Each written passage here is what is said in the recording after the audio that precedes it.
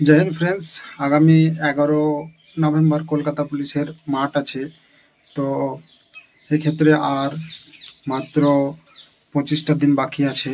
এই 25টা দিন নিজেকে উপস্থাপন করে সেই দিন ভালোভাবে পারফরমেন্স দিতে হবে। তো যারা রানে একটু দুর্বল, মানে অত ভালো পারে না, তো তাদের খুবই অসুবিধা। তাই আমি ভাবলাম একটা ভিডিও করা যাক। তো এখানে এই যে 25টা দিন আছে, এবার কার কিরকম পারফরমেন্স আছে সে তার উপর নির্ভর করে নিজের নিজের পার্সোনাল স্ট্র্যাটেজি হয়। তো আমি অল ওভার একটা জেনারেল স্ট্র্যাটেজি বলবো। তো সেটা হচ্ছে যে সর্বপ্রথম মাথায় রাখতে হবে যে চাপ নেওয়া যাবে না, যে আর 25টা দিন আছে তাই আমি অনেক রান করব, 2 বেলা 3 বেলা রান করব, দিয়ে শরীরটাকে দুর্বল করে দিব, এটা করা যাবে না। প্রথমত এইটার দিকে মাথায় রাখতে হবে। আর দ্বিতীয়ত হচ্ছে চোট থেকে বাঁচতে হবে। কোনো রকম ইনজুরি যেন পায়ে বা কোথাও না আসে। একবার ইনজুরি হয়ে গেলে সেটার একমাত্র ভালো হওয়ার ফার্স্ট উপায় হচ্ছে রেস্ট করা। তো এই 25টা দিনে যদি ইনজুরি হওয়ার পরে রেস্ট করে তাহলে কিন্তু সে আগামীতে ভালো ফলাফল করতে পারবে না।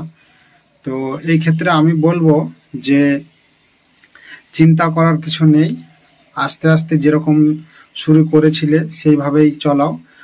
আর 800 মিটারের রান, সেক্ষেত্রে তোমরা কমসে কম 3 কিলোমিটার প্র্যাকটিস করো, সেটা যে টাইমে হোক।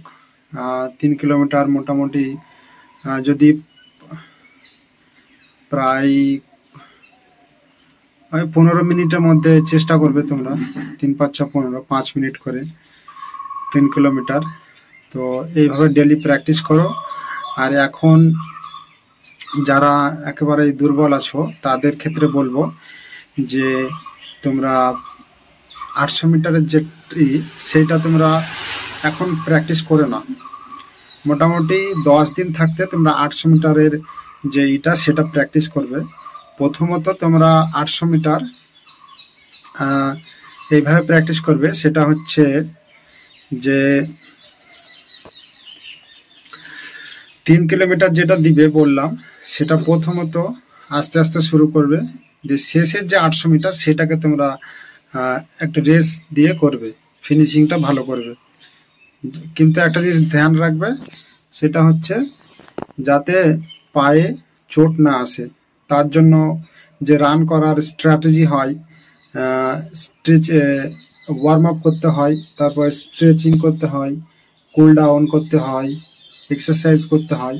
তো এইগুলো আমি আর একটা পরবর্তী ভিডিও নিয়ে এসে আমি ভালোভাবে বুঝিয়ে দেব। তো আজকে মানে ওভারঅল একটা আইডিয়া দিচ্ছি যে রানটা কিভাবে করা যায়। যেহেতু আমাদের পুলিশের রান মাঠে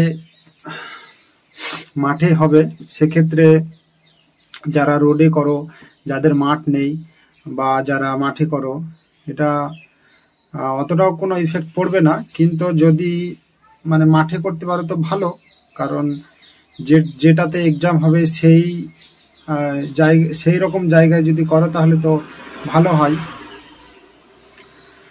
তো প্র্যাকটিস করার সময় একটা জিনিস ধ্যান রাখবে, যাতে টাইমের মানে কোনো রকম যে 800 মিটার যারা প্র্যাকটিস করবে তাদের যেন 800 মিটারের কম না হয়, 50 মিটার এক্সট্রা ধরে রাখবে।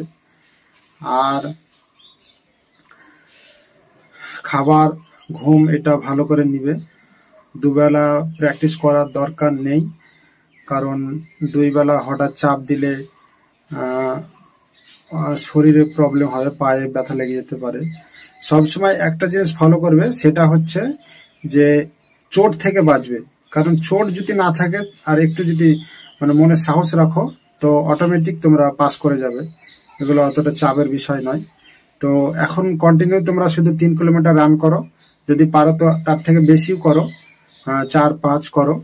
আর শেষের যে ফিনিশিংটা সেটা একটু ভালো করে দেওয়ার চেষ্টা করো। আর মর্নিং মর্নিং করো, অত 2 বেলা 3 বেলার কোনো দরকার নেই। ভালো ডায়েট নাও আর রেস্টটা ভালো করো।